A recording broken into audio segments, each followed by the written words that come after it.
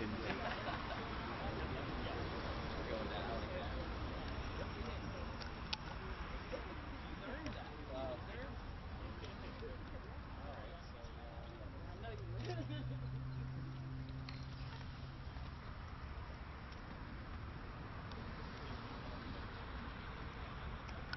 so Juanita and John Rosenthal, please join us.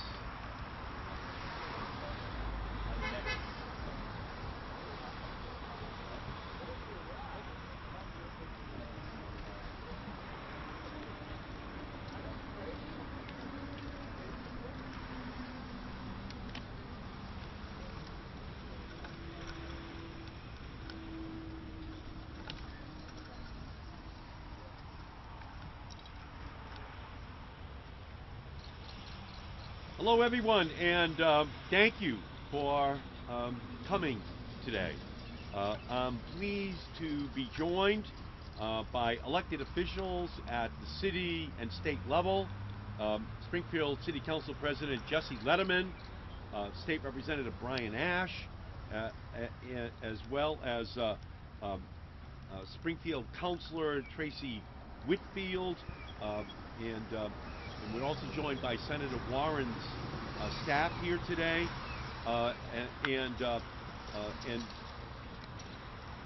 Juanita Batchelor, who is the founder of Mothers Overlooked Reachout Empowerment, MORE, and the mother of a gun violence victim, and John Rosenthal, founder of the nationally renowned Stop Handgun Violence, who has been a leader in Massachusetts and across our country in pointing to the need for much stronger gun safety legislation in our country.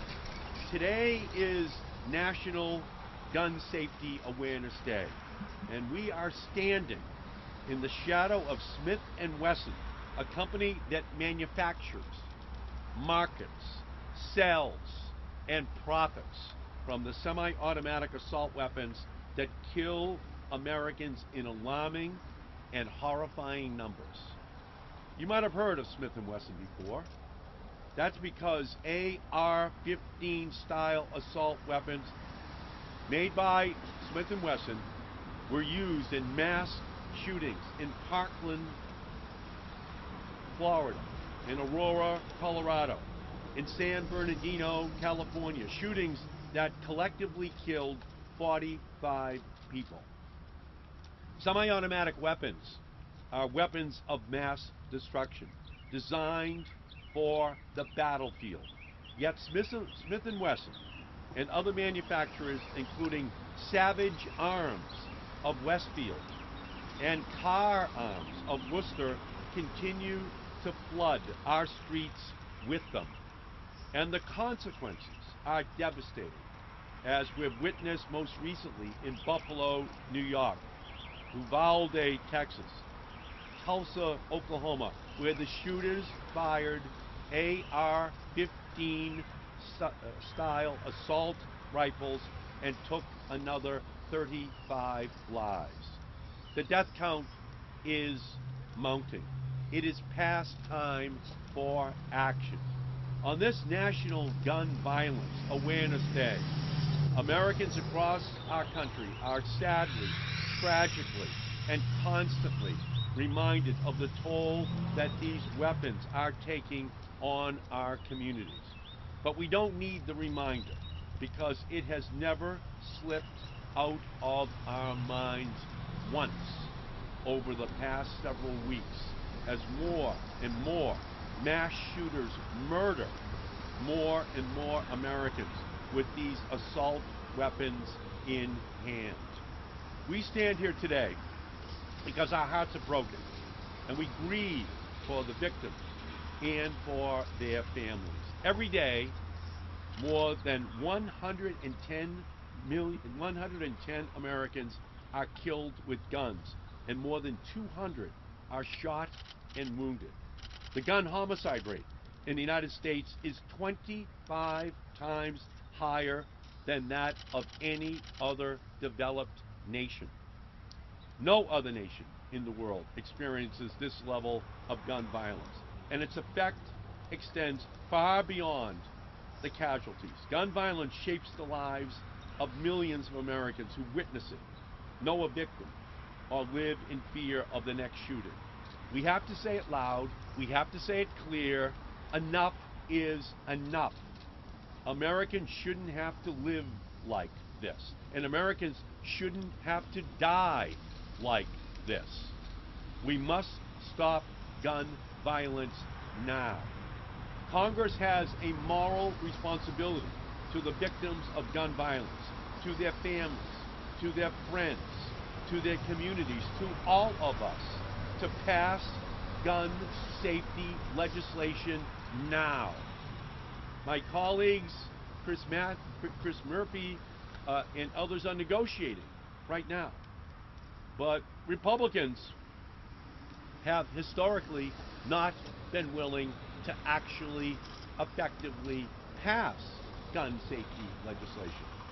I hope that we can find some common ground for the sake of all Americans.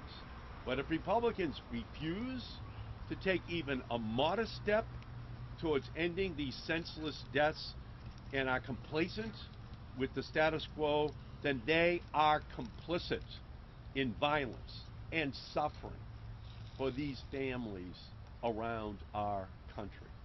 We don't need another moment of silence from them. We don't need a token that is pointed in their direction about prayers and concerns. What we really need is a movement of solidarity. For years, Republicans have put the safety of their campaign contributions ahead of the safety of kids' classrooms because of the National Rifle Association. That's the NRA to which Smith & Wesson contributed more than $1.5 million in support for its lobbying efforts to kill gun safety legislation. That's right. Smith & Wesson contributed $1.5 million to the NRA so that there would not be gun safety legislation passed in our country. Smith & Wesson also offers NRA members special pricing on its products, which is a very deadly discount. Gun manufacturers' support for the NRA, like Smith & Wesson's, has strengthened the NRA's vise-like control over the Republican Party in our country. While Republican members of Congress cower in fear of the NRA, children across our country cower in fear in their classrooms because of their fear of guns in schools. I say to my Republican colleagues, no more putting checks before children. No more putting the Second Amendment ahead of second graders. Come to the table in good faith to negotiate and to pass gun safety legislation so that we can make NRA stand for not relevant anymore in American politics. A federal law on extreme risk protection orders, red flag laws, which takes guns out of the hands of those who are a danger to themselves or others. That would be a good start. That's something being negotiated right now. But the type of comprehensive gun safety legislation I would like to see has to go much further than that. It should include strengthening and expanding our system of background checks. We have to close the loopholes that allow sales at gun shows and online without a background check at all, or sales that can go through before a background check is complete. Background checks are overwhelmingly popular among the American people, among Republicans and Democrats alike, even among gun owners, with some polls showing upwards of 90% support. We should also reinstate the federal ban on assault weapons that Congress let expire in 2004. Studies show that an assault weapon ban could prevent 70% of mass shooting deaths. Massachusetts has an assault weapons ban that works, and there is legislation pending in the State House that goes further and would prohibit the manufacture of those weapons of war in our state. And I'm proud to be standing here to say that I support H 4303 up in the State House so that it passes, so that we don't allow for the manufacture of these guns here in our state. It's been introduced by Representatives Marjorie Decker and Frank Moran, State Senator Cynthia Crean. We should provide the support to get that legislation onto the governor's desk now. It only makes sense if you cannot sell or possess an assault weapon in Massachusetts. You shouldn't be able to manufacture an assault weapon here in Massachusetts and export death and destruction to other states from Massachusetts to the other states in our country. We know from our experience in Massachusetts that gun safety measures work. We have some of the nation's strongest gun safety laws that result in the second lowest rate of gun deaths in the United States. John Rosenthal, who is with us today, has been the leader in ensuring that Massachusetts is at the cutting edge on these issues. That's why I have introduced into the United States Senate legislation that captures all of the laws from Massachusetts and have introduced it as a single bill. Because if the rest of the nation adopted the laws of Massachusetts, we would be able to dramatically reduce the number of gun fatalities, gun injuries across our whole country. What do those measures include? Well, safety measures, like requiring first-time firearms license applicants to complete safety training. Safety measures, like giving local police chiefs the responsibility for approving, suspending, and revoking firearms licenses. Safety measures, like an extreme risk protection order that allows gun licensing authorities, family members, or other household members to ask a judge to suspend someone's firearms license, remove firearms from their possession, and prevent them from obtaining new weapons. And safety measures, like requiring gun owners to keep firearms safely secured. We have to use every tool at our disposal to keep guns off the streets and out of the schools of our country. When I return to Washington, I'm going to continue to fight the NRA and its aiders and abettors like Smith and Wesson that would rather profit from gun violence than protect against it. And while mental health has to be funded in our country, there are mental health issues in every other industrialized country in the world as well. But they do not have the epidemic of gun violence which we have in our country. We know that it is because there is access to guns, not access to mental health care, which is causing this pandemic of gun violence to spread all across our country. That is what we have to focus on. How do we keep guns out of the hands of those who should not have them?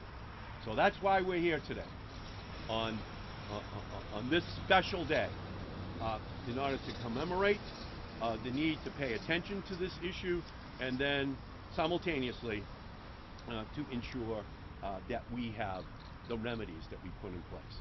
So let me begin by introducing our own great leader from the state of Massachusetts, who has the national voice in advocating for gun safety measures from our own home state, John Rosenthal. Welcome, John.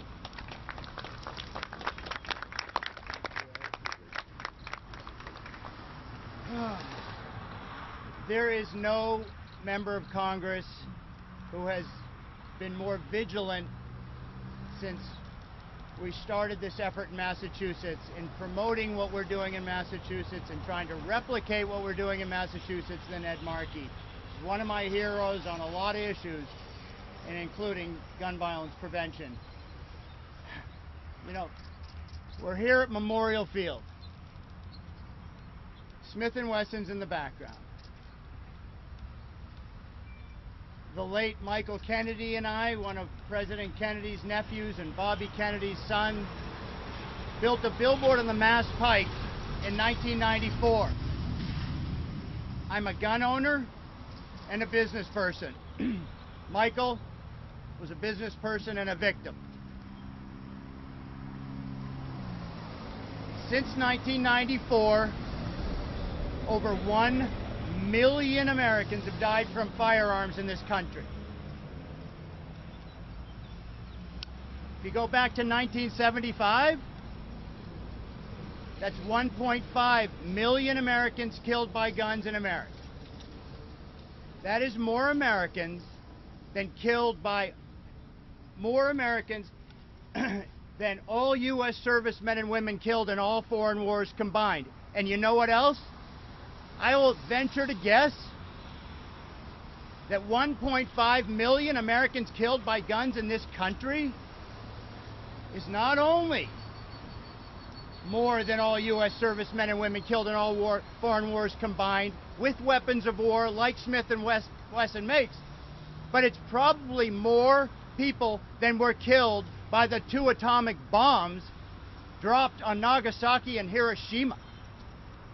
Don't for a minute think that what Smith & Wesson makes are sporting rifles. After Sandy Hook, and I wear this little hand commemorating the 20 first graders and the 19 fourth graders killed most recently, which was 22 mass shootings ago just since Uvalde, Texas. That AR-15, as General Stanley McChrystal defined, is a weapon of war. It is designed to stop an incoming infantry. The .223 round is designed not to penetrate, but to tumble and cause maximum soft tissue damage. Those 20 first graders had to be identified by their clothing after getting 3 to 11 rounds from an AR-15. The last time I stood on this memorial field was with Manuel Oliver, whose only son, Joaquin, and David Hogg from Parkland, whose only son, Joaquin, was killed with a Smith & Wesson made in Massachusetts AR-15. Joining us was Sandy Phillips, whose daughter was killed with a made in Massachusetts AR-15 by Smith & Wesson at the Aurora movie theater. And you know, since 1999, when Columbine happened with a made in Massachusetts assault weapon by Savage Arms here in Springfield, our children have never known one single day of going to school without the risk of being shot. Not one day. And that is on us. And last Friday, a week ago today, I was standing burying my 94-year-old dad, just like you're supposed to do. Kids are supposed to bury their dads. It was the same day that moms and dads were burying 8-year-olds.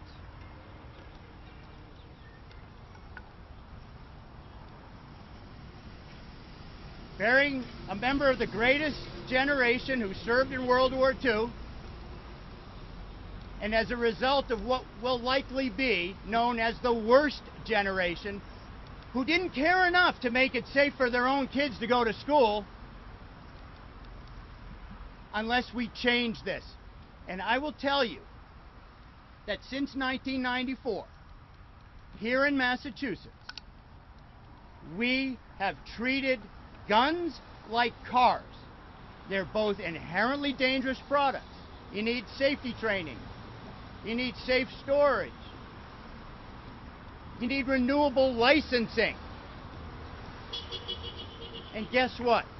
Just like you can't own a tank, you can't own a weapon of war, more of which are made by Smith & Wesson, that are illegal to be owned, that are illegal to be sold here in Massachusetts, and are creating carnage in every other state. If every state simply treated guns like cars, like Massachusetts, and had the same low gun death rate as Massachusetts, 27,000 lives would be saved a year. Think about that. Instead, today we'll bury 110 more. Since we have stood here, a kid has been shot. Every 30 minutes, a kid under 19 is shot in America. Every 3 hours, a kid dies. And since we built that billboard, the number of kids killed, you could fill Fenway Park 3 times over with kids under 19 killed by guns in America. And it is on the shameless, spineless Republicans in Congress. They require a hunting license everywhere in this country. And when you hunt deer, you're limited to, you need a license, and you're limited to 5 rounds. When you hunt duck, you're limited to 3 rounds to protect the duck and deer population. When you want to hunt elementary school kids in their classrooms, or the next 110 people that will die today, no license, no limit on the number of rounds.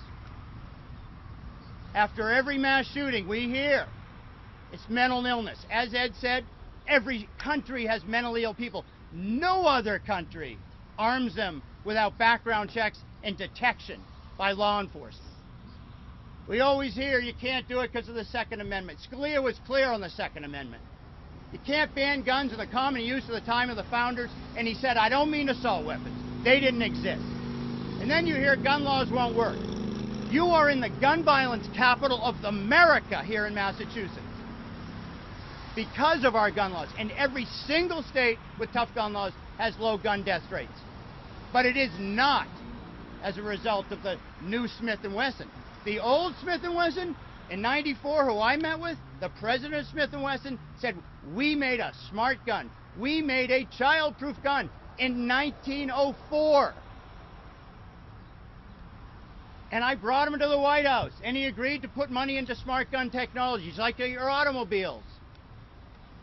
They were boycotted out of business, bought by a Wall Street investment firm called American Outdoor Brands, who makes money after every single mass shooting. And they can't be sued, even when they market directly to criminals. And I'm going to give you one example of how they can market, unlike any other business. Barrett is a Tennessee company, makes a .50 caliber assault rifle. They marketed that weapon as capable of taking down an aircraft, tell you where to put the round, and Osama bin Laden bought 12 of them when he was fighting the Soviets. The weapon used at Fort Hood military base, marketed as capable of penetrating 48 layers of soft body armor. Who wears soft body armor? Police and military. Assault weapons made by Smith & Wesson are made for 2 purposes.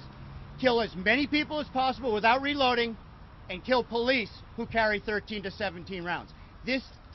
We can change this. This is a choice, but it's about changing Congress and voting the spineless Republicans out of office. And thanks to Ed and our delegation and our leaders in Massachusetts, we have proven that gun laws work. We are the model for the nation, and it must be replicated. Thank you.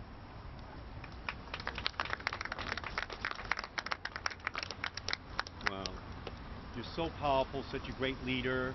Now we're going to hear from another great leader, Juanita Batchelor, founder of Mothers Overlooked Reachout Empowerment. The organization is called MORE, and the mother of a gun violence victim. We thank you, Juanita, so much for coming here today and telling your story and in telling that story, telling the story of so many thousands of other families in our country. So welcome, Juanita. Good afternoon. My name is Juanita Batchelor, and I'm the founder and executive director. My name is Juanita Batchelor. I am the founder and executive director of MORE, Mother Overlooked Reachout Empowerment. I started this organization as I attempted to turn pain into power after losing my son, Darrell Lee Jenkins Jr., to gun violence. You see, my son was gunned down on June 4th, 2014, right in front of our home in Springfield. Unfortunately, my experience with gun violence did not end there. On June 26, 2020, my niece Tamara Clark was shot in a drive-by shooting in Springfield. And then the most recent tragic incident took place last year where my son-in-law, Reginald Desashore, was shot and killed on April 28, 2021, also in Springfield. I want you to know that I deeply understand the pain of the families in Texas and Buffalo, New York. And my heart goes out to each and every one of those families. I truly feel their pain. Seriously, can you imagine your child being here one minute and gone the next due to senseless act of gun violence? This is much work to make a dent in gun violence. Surely federal, state, and local legislators' efforts would help, but the guns will still be out here. Did you know that there are 120 guns per 100 people in the United States? That is more than any other country by far. We must all come together and demand policymakers, from city councilors to state leaders to federal government, start putting money into black and brown communities like here in Springfield. We know that this kind of violence does not occur at this rate in other communities where individual families have their basic needs met, and where the equality housing, health care, after-school program for youth, quality schools, and opportunities for meaningful employment exists. We watch over and over as leaders neglect to fund our neighborhoods. This is not rocket science. We can and must do this. I want to close with making the larger connections here as well. And these connections are often not made as we point fingers at individuals as lone wolves operating all by themselves. Let's be crystal clear. The U.S. exports more military weapons to other nations than any other country in the world. We have also militarized our police, and they specifically enact violence on black and brown communities. We all must understand that violence from the state is central in this equation. Thank you all for listening, and I hope we can make some positive changes as soon as possible. We owe this to our children.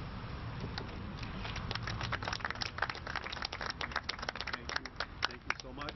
And Smith & Wesson is headquartered here in Springfield, but we have got great leaders here in Springfield willing to stand up and say that what this company does is wrong. And next I'm going to introduce the new president of the Springfield City Council, Jesse Letterman, a great leader on this issue. Good afternoon, everybody, and thank you, Senator Markey. I'm Springfield City Council President Jesse Letterman, and I'm proud to be here with the Senator and with my colleague, Councilor Tracy Whitfield, and everybody who's here today to say that enough is enough. Like my neighbors across the city of Springfield and our brothers and sisters across our entire country, I've been struggling as we've seen this most recent spate of mass shootings taking place. And you see the outpouring on social media of many people speaking out, saying, when are we going to see change in our country. And you'll hear some people say, well, what's the impact of posting on social media? Why does everybody feel like they have to come out with their statement on Twitter and on Facebook?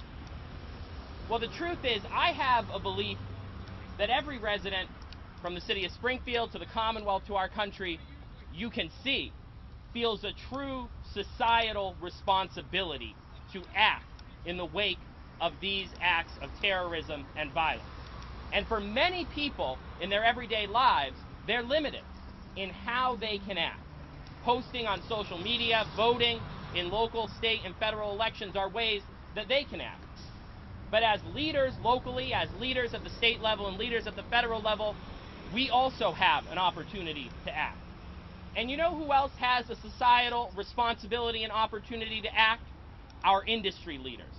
Our industry leaders have the same responsibility that we have to act, and by their contributions to the NRA, an organization that blocks common sense reform at the federal level, they have failed in their societal responsibility to act. And those failures come home to roost right here in the city of Springfield. They roost across our country, because we know that many of the guns that come into our community come from states that don't have the same laws that we have on the books. And I'm not saying there's a one-size-fits-all solution or something that will solve this problem in and of itself, only one issue. We know this is a big issue. But that doesn't mean that we shouldn't do every single thing we can to knock down this cycle of violence. When these mass shootings occur across our country, they reverberate. For the communities they happen in, it is the most devastating event that could possibly occur, and I pray every day that we don't confront it in the city of Springfield. But last night I was on a board meeting for a local youth resource organization that I happen to be on the board of. We spent a significant amount of time talking about how secure is our youth facility. How much money do we have to spend, and what can we afford in our budget to make it even more secure? Do we need to hire security at all hours of the day for our children to be able to come in and participate in youth sports and participate in mentorship opportunities? And just like it always is, the cities that are hit the hardest by the problem are left trying to figure out how to pay to protect our children and our residents. And we're wearing orange today to recognize National Gun Violence Awareness Day, but as you heard from my dear friend Juanita Batchelor, for too many families in our city and cities like ours across the country, every day is Gun Violence Awareness Day. Every day is Gun Violence Awareness Day for the mothers and fathers that lose their children, and for the children that have lost their mothers and fathers. All of these events and issues are connected, and we have a duty to act at every level, from the grassroots to the United States Senate. And so I'm thankful, Senator Markey, for giving us the opportunity to be here today, because I've been struggling for the last several weeks of how do we really make clear in a real way what we want to see. And today, it's pretty clear. We need action at every level, from residents, from industry leaders, and from our elected officials. Thank you so much.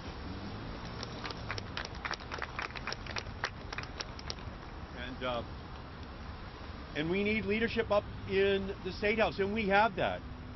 We have that in our great State Representative, Brian Ash, who is our voice up there fighting to make sure that we continue to pass the strongest laws in our country. Let me present to you Representative Brian Ash. Thank you, Senator Markey. Good afternoon. And normally I'd say I'm glad to be here, but I'm not. I'm sad to be here. It's a shame that collectively we're still working on something like this. And if anybody thinks that Senator Markey is being reactive, it's not at all. He's being proactive. Senator's been working on gun violence issues for a long time. And I had the honor of serving on Joint Committee for Public Safety and Homeland Security. And about 8-10 years ago, we passed some common sense gun law reforms. And going into it, I appreciated our chair at the time, Hank Naughton. We didn't do it reactionary. We didn't try to rush anything. We took over a year and went across the state doing open forums so everybody could have their say.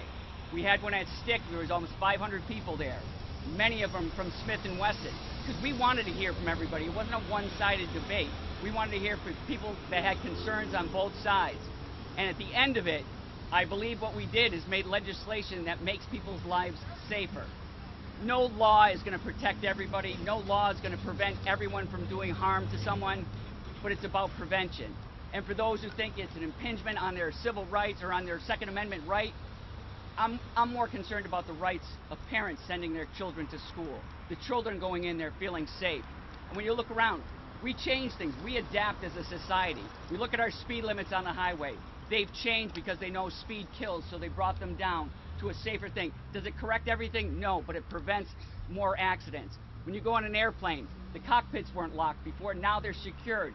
Why? Because we learned from our mistakes. Why haven't we learned from our mistakes here in the country? Again, I applaud all of our speakers here. I applaud you for coming out and for covering this. This isn't about taking away anybody's rights. This should be a good thing for lawful gun owners. This should be something they'd be proud of to get behind. Because this doesn't take away their rights. It doesn't give them the ability to own a firearm, whether it's for hunting or whether it's for personal protection. But on the same hand, one of the things we did here in Massachusetts, which I think helps a lot, is having the local police chiefs involved. So when somebody's going for a license, they meet with their local police chief. Especially in a smaller town, they're going to know who these people are. They're going to know who should or shouldn't have a firearm in their possession. And it's because of things like this, as was mentioned, that Massachusetts has one of the lowest rates of violence from guns in the country. So I'm proud to be here with my friends, with my colleagues, and I thank you. Thanks, Ryan. And next we're going to hear from another local leader here, City Councilor Tracy Whitfield. Welcome, Tracy. Thank you. I don't have a long speech or prepared remarks. I was invited at the last hour, but I think that it's fitting that Senator Markey is here in the city of Springfield to talk about stricter gun laws. I want to offer my condolences to the families in Texas and Buffalo and Sandy Hook, but we don't have to go far to talk about gun violence.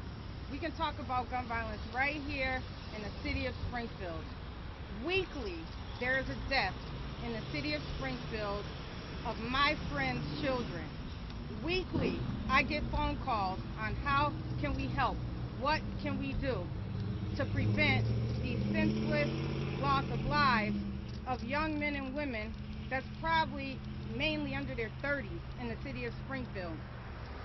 So if Smith & Wesson can give $1.5 million to the NRA, then Smith & Wesson, that's located right here in the city of Springfield, along with the Springfield Mayor's Office, can give funding to support efforts that are solutions to eliminate gun violence right here in the city of Springfield. You don't have to donate to the NRA. We need it right here. We have a problem with equitable housing.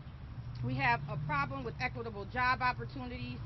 We have food insecurities in the city of Springfield. Providing funding can offer solutions to those problems that we can solve right here in the city of Springfield to reduce the gun violence right here. Of course we need stricter gun laws nationally and locally. Of course we need that. But we need support. While Massachusetts have low deaths, Springfield is probably the second or third highest city with gun violent deaths in the state of Massachusetts. And one of the manufacturers, one of the largest manufacturers, is housed right across the street. So I ask that Smith & Wesson, Savage Arms, local elected officials support eliminating gun violence in the city of Springfield. Support solving the homicides like Juanita Batchelor's son in the city of Springfield. Let's put more effort toward doing the things that are right. Let's put more pressure on elected officials from the Republican Party that disagree with that. Let's come together and do what we can to resolve and eliminate gun violence right here in the city of Springfield. Thank you very much. Thank you so much. So, Tracy is right. All of our speakers are right.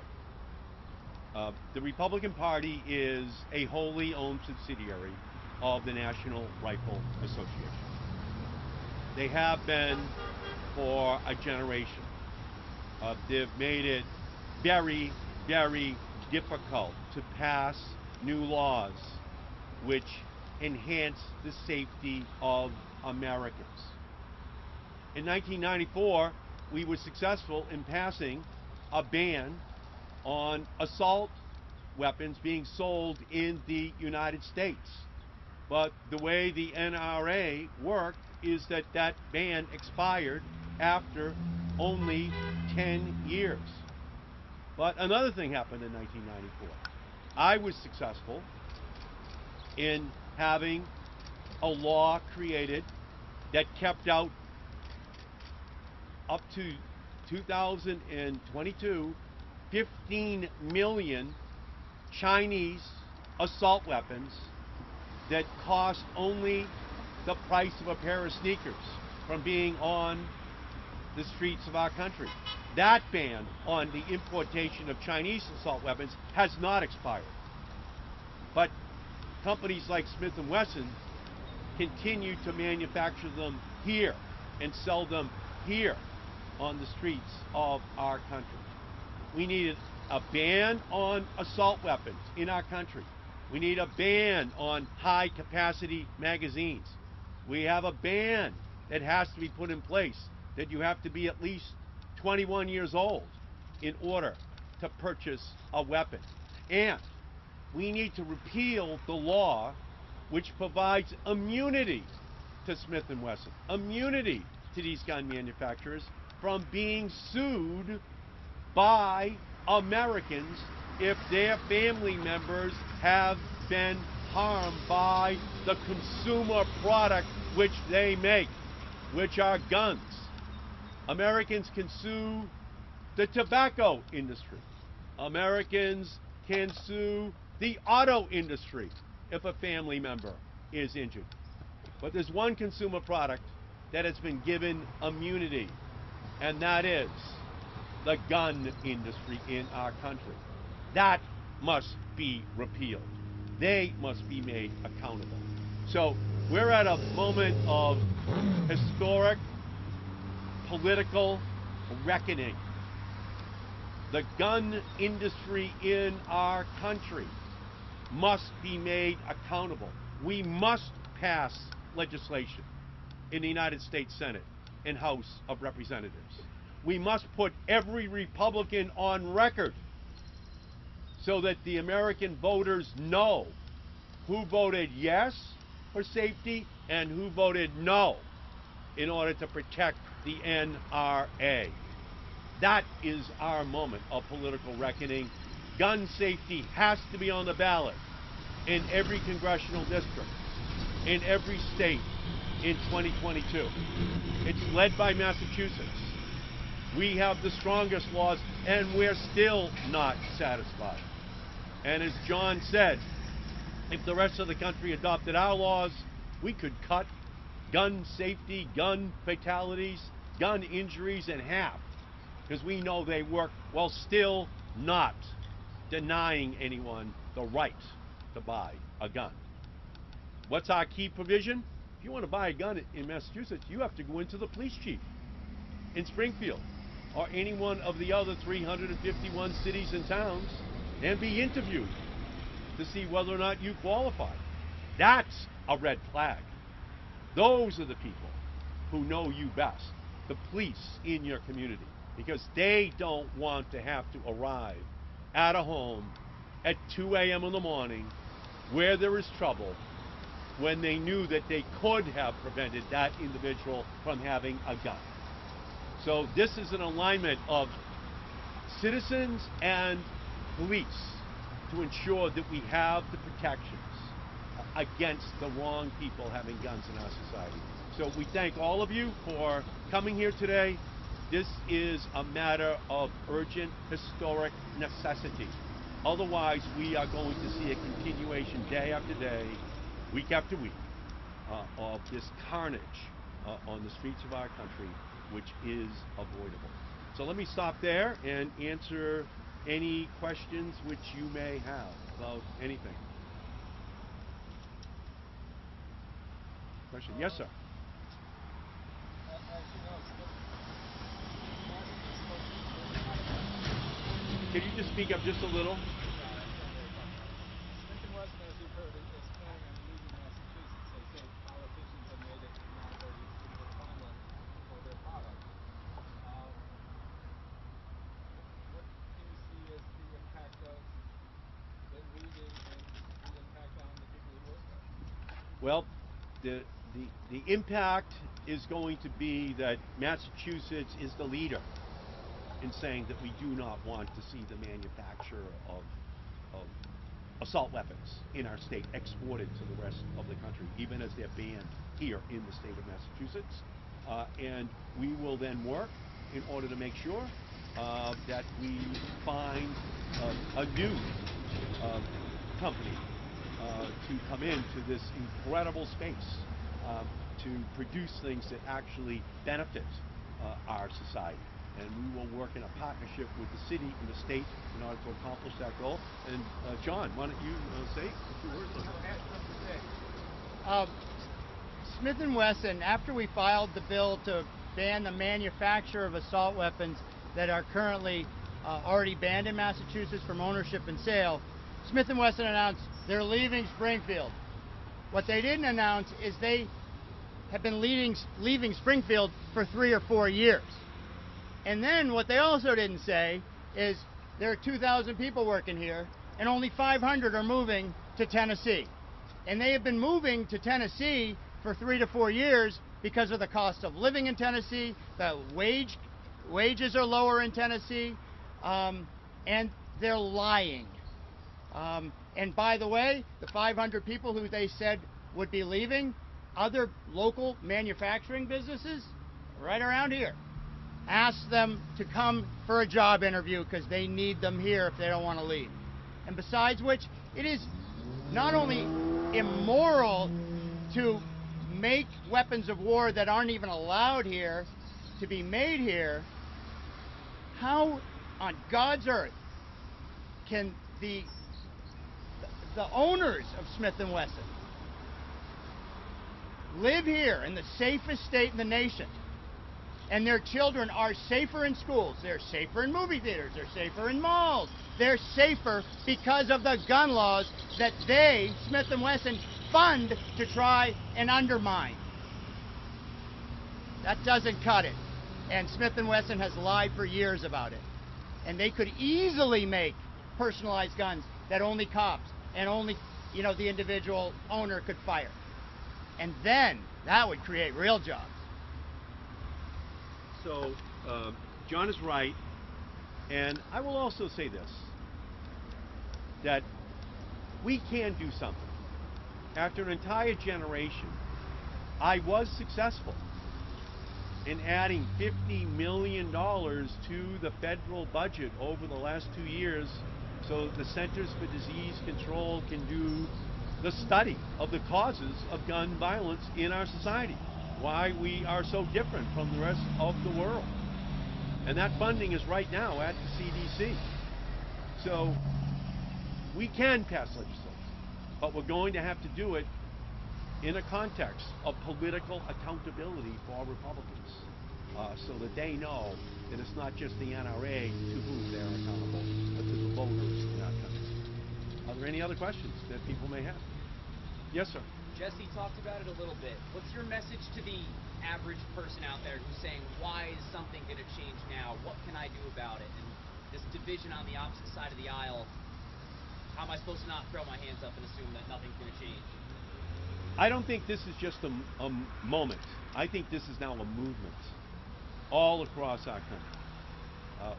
You can feel right now how terribly concerned parents are about their children in schools. We should not question for a second how dramatic the change has been over the last couple of weeks. Yes, the Republican Party is going to try to rope-a-dope this issue, hope that after the last funeral of the last child has been completed, that somehow or other this will die down and go away. It's not going to happen this time. There's something profound which has changed in our country. And I think that the politics of America in 2022 are largely going to revolve around whether or not politicians vote for or against gun safety in our country. That moment has turned into a movement, and that movement is going to demand accountability on election day this year. Questions from anybody? Yes, ma'am. Can I have some clarification on your proposal? Can you just move a step or two closer? Just some clarification on gun manufacturers not being legally responsible for their products. What about Remington? Now, you stepped into the $17 million that was from the public in February of this year. Can you just give some clarification? Yeah, and I will ask John if he would get up here on that as well. Yeah, a brilliant lawyer found a way to circumvent the almost ironclad prohibition on the sale of weapons that ultimately result in the deaths of innocent people in our country. But that cannot be relied upon in general to provide the full panoply of protections which the American people are going to be demanding. It just can't be the exception which is the law in our country. There has to be a rule that makes it possible for people to be able to sue. So I'd ask John to come over and... It was a Bushmaster AR-15 made in Maine that killed the first graders at Sandy Hook. All that happened was there was a settlement in that case against Remington. Remington, by the way, is owned by Cerberus Capital Management. It's a private equity firm on Wall Street, named after the three-headed dog guarding the gates of hell. They own Bushmaster. Think about that one. All that happened was a judge allowed discovery. It was a settlement. It did not go to trial. Who knows if it would have. But all I know is Bushmaster didn't want their emails looked at.